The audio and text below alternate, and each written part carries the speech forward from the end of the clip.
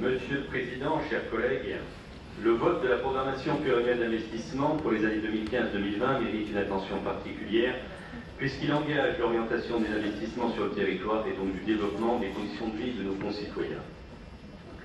Sur la présentation de votre pays, nous ferons 5 remarques majeures. La première sur l'absence de vision globale prospective métropolitaine. Bien sûr, le réflexe légitime des élus, et particulièrement des maires devant une PPI intercommunale, c'est de s'assurer que leurs choix ont bien été pris en compte et que les réalisations seront engagées pendant le mandat. Mais une liste de courses telle que présentée en annexe de la délibération ne donne pas une vision de la construction de la métropole. La PPI est un empilement de projets certes utiles et parfois nécessaires, mais sans vision globale de développement. Nous conservons une logique intercommunale et non métropolitaine, ce qui ne manque pas d'interroger sur la perfectibilité de la loi MAPTAM. Peut-être que le changement de mode de scrutin en 2020 participera à l'évolution des choses. La deuxième remarque concerne le flou de la répartition des projets. Vous avez fait le choix de retenir 6 domaines qui seraient représentatifs des compétences de la métropole. Là encore, on ne peut que s'interroger sur leur pertinence, d'autant qu'ils sont différents des commissions thématiques permanentes de notre Assemblée. Depuis des semaines, le vice-président à l'économie nous explique tout le bien fondé de sa démarche pour traiter l'action sociale de la métropole par le développement économique. Et patatras, voilà que la PPI classe la solidarité avec l'habitat et qu'à défaut d'action sociale, le développement économique est lié à la culture, au sport et à l'éducation. On a donc un peu de mal à suivre vos orientations politiques stratégiques. Ce flou, il est aussi dans les choix politiques d'inscrire un projet en agglomération ou en commune. Quand on ne fait pas apparaître le même projet 2 fois, comme le plan de relance économie d'énergie que l'on retrouve à la fois dans l'axe environnement et dans l'axe patrimoine et logement. La troisième remarque concerne le recyclage des projets, ce que l'on appelle pudiquement le glissement de projet. Il s'agit ni plus ni moins que de remettre sur l'ouvrage d'un nouvelle PPI des projets déjà inscrits mais pas financés dans l'ancienne. Michel Forissier en a parlé lors du dernier conseil, il avait cité l'exemple du prolongement de la voie nouvelle 33 pour mes yeux, mais chaque maire pourrait y amener sa contribution. Si ce glissement peut parfois s'expliquer par des raisons techniques, il est difficilement justifié par des raisons financières quand on présente une nouvelle PPI qui, à l'inverse de la catastrophe financière annoncée, est finalement d'un montant qui permet de doter convenablement tous les territoires.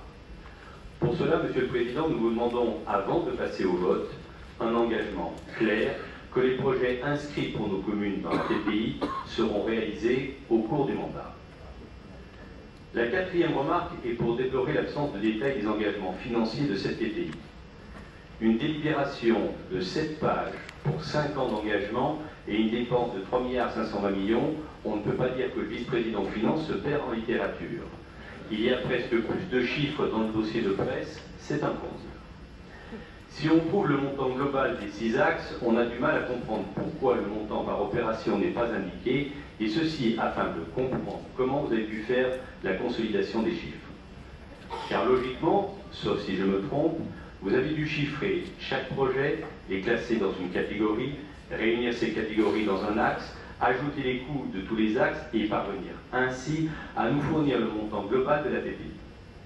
On a du mal à comprendre que ces éléments de détail ne soient pas transmis aux conseillers pour qu'ils puissent non pas vérifier l'exactitude des chiffres, car on comprend bien qu'avec une vision à 5 ans et les aléas inhérents à certains investissements, ce ne sont que des estimations, mais qu'ils puissent se faire une idée des engagements financiers et donc des capacités de réalisation. Si nous prenons pour l'exemple l'axe 1, projet d'agglomération, il est cité équipement sportif, sans autre forme d'explication. Quels équipements, pour quel montant? Prenons l'axe 2, projet d'agglomération, il est indiqué convention tripartite, travaux de sécurité et d'amélioration. On est bien avancé avec un tel intitulé. Axe 3, mise en place d'automates distributeurs de lait. C'est certainement un choix opportun, mais il est placé sur un plan d'égalité avec point noir, zonage, assainissement. Un chiffrage et une priorisation auraient été utiles. Je pourrais ainsi multiplier les exemples, mais vous conviendrez que ce n'est pas très sérieux comme présentation. La 5e remarque concerne l'absence de programmation calendaire. Les projets sont inscrits les uns après les autres, sans aucune information sur le stade d'avancement des projets et donc du calendrier de leur réalisation. Pour certains aménagements, il s'agit de poursuivre les travaux envisagés. pour d'autres de lancer des marchés, pour d'autres encore de lancer une étude. Ces disparités fait que l'on sait déjà que tout ne sera pas réalisé dans cette PPI et donc qu'il y aura des ajustements budgétaires. Et là, on aimerait bien pouvoir suivre le plan au fur et à mesure et ne pas le découvrir in fine au moment du vote du futur compte administratif de cette nouvelle PPI. Pour cela, Monsieur le Président, nous vous demandons un engagement d'obtenir de manière transparente l'ensemble des éléments chiffrés, détaillés par projet et consolidés par axe. Aussi, un suivi détaillé par commune et par projet mis à jour à chaque modification d'autorisation de programme pour un bilan annuel. Il ne s'agit pas, Monsieur le Président, d'un positionnement politique ou partisan. Nous sommes disposés à travailler en confiance. Malheureusement, pour des dossiers de moindre envergure, nous avons constaté que vos promesses n'étaient pas toujours tenues des faits. Vous vous étiez engagé à nous donner tous les chiffres des crédits de proximité. Vous aviez même avoué les avoir lus en indiquant que, selon vous, Lyon n'était pas très bien doté. 2 mois après, on attend toujours. Monsieur le Président, nous sommes des élus responsables. Nous sommes prêts à accompagner le développement de la métropole et l'amélioration des conditions de vie de nos concitoyens tout en préservant le tissu économique local. Vous avez dépassé les clivages politiques dans l'attribution des crédits PPI.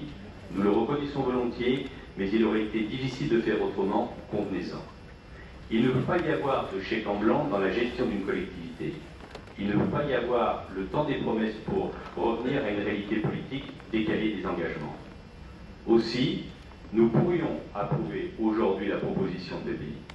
Pour y parvenir, nous attendons de vous des engagements fermes et immédiats, car vous avez bien compris, il ne s'agit pas de clore un débat, mais de lancer dès maintenant le contrôle du suivi de la bonne exécution de cette PPI. Je vous remercie.